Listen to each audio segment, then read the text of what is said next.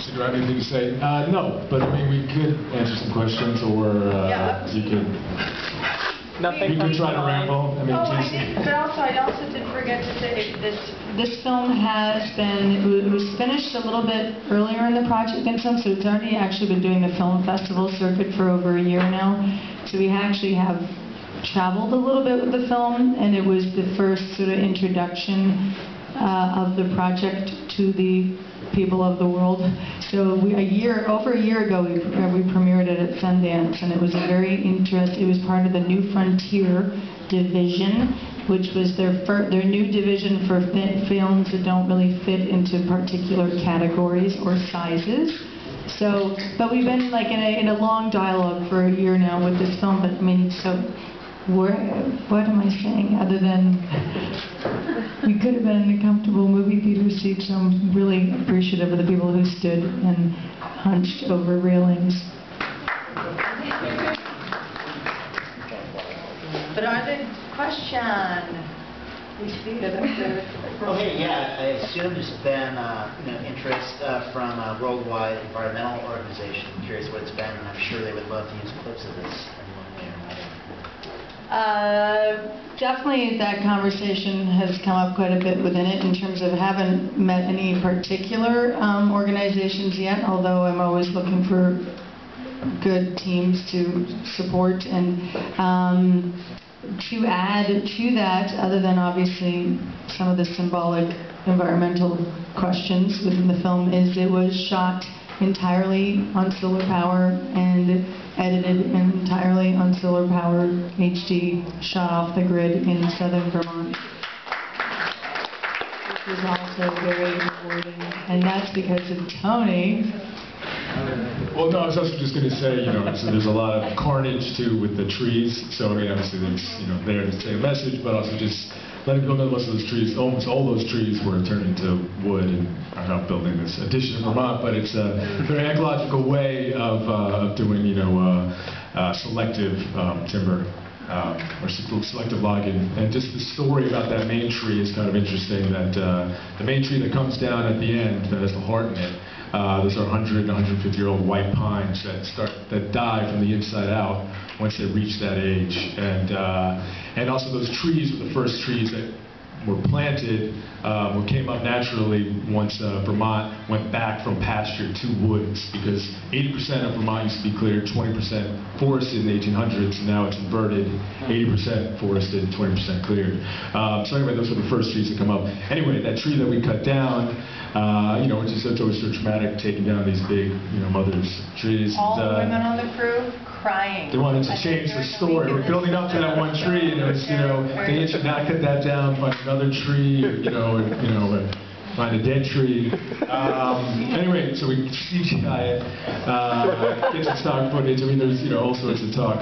But anyway, when we took that tree down, and we, fell over, and we suddenly looked down in the center of it, that, where the heart was sitting was literally an 8-inch rotten core, and the heart just sat right in it. And, that's what happens, is those trees just rot from the inside, and that tree had basically a year or two left before it was going to go. But it was just so fitting and amazing. That's where the crescendo of the film naturally was this place for this sort of heart, this main vein artery of the tree. And, then we just sort of cut a hole into the side of the stump, and then somebody's fist went up it and made the heart pump. So that was the story of that. But it's kind of interesting, those trees have been made into furniture pieces in addition to the cabin where we lived and shot the film. So it was a very tree-friendly chop down. And you didn't use chainsaws. It's okay.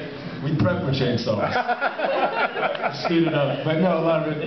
The funny thing is about it too is that we've been cutting down trees there and clearing that land. My dad bought that land in '69 and built an old hippie shack there, and so it's sort of ragtag and no running water, or just only outhouses. And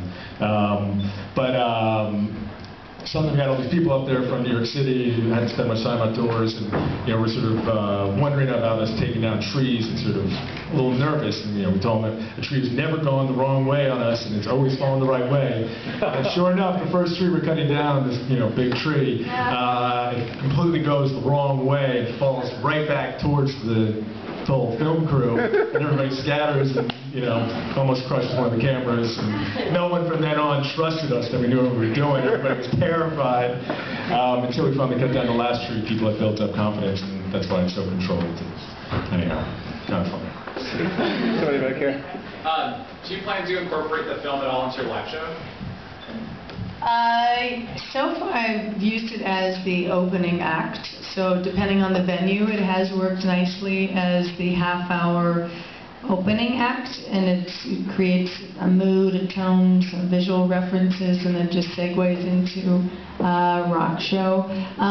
But that's, it's interesting to think how it can evolve. There's possibly footage that could be more integrated into more of an atmospheric version, because the album, just to make it clear, is not, the soundtrack is an exclusive thing in itself, so there's also this half-hour soundtrack to the film, but there's also an album, 12-song album.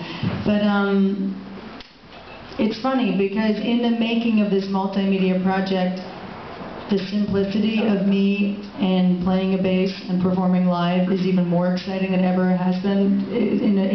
And I actually like the fact that the live performance is just very simple. I don't have to dress up as a witch or have fireballs or anything. I could just sort of play my show. But it could be realms to develop more of a multimedia show, maybe in more of a controlled sort of theater culture, actually trying to take it on more like a theatrical versus, but when it's rock music, I kind of like it just real simple with the audience and the visceral music, but it's in development. How many people recorded that music with you? I collaborated with this three-piece band from Los Angeles called the Entrance Band, which I highly recommend. It's a psychedelic rock band.